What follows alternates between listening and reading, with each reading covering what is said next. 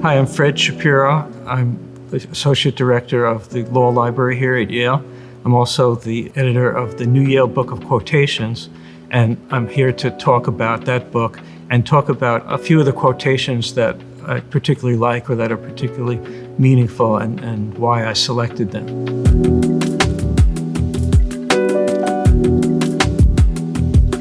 Black Lives Matter obviously is a very big quote in our political and social life, and it was first coined by a writer and activist named Alicia Garza.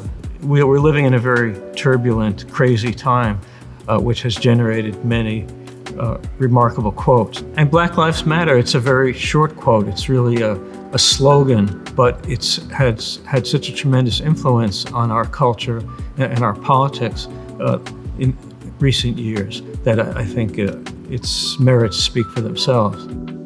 Believe those who are seeking the truth, doubt those who find it, by the French writer André Gide. This encapsulates one of the big issues of our time, which is truth and accuracy versus fabrications.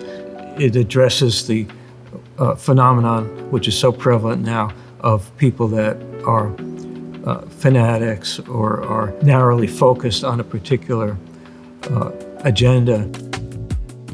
Nobody loves me but my mother, and she could be jiving too, by the musician B.B. King. There is a lot of humor in the book, a lot of wit and humor, and I particularly like this quote. I like to include quotes from the arts, from the music world, and this one I just thought was a particularly funny one. I am not smart, but genius, and a very stable genius at that.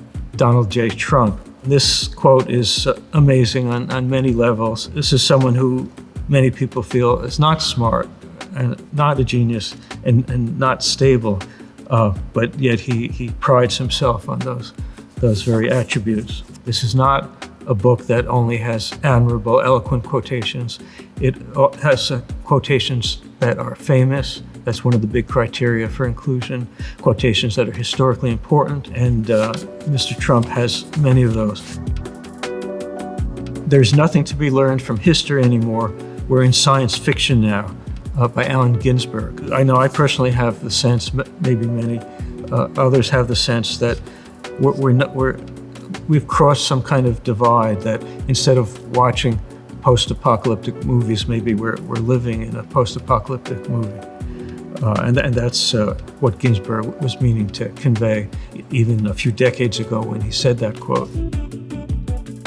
I don't want to belong to any club that would accept me as one of its members, by Groucho Marx. And this is a quote that has a lot of psychological validity that many people feel.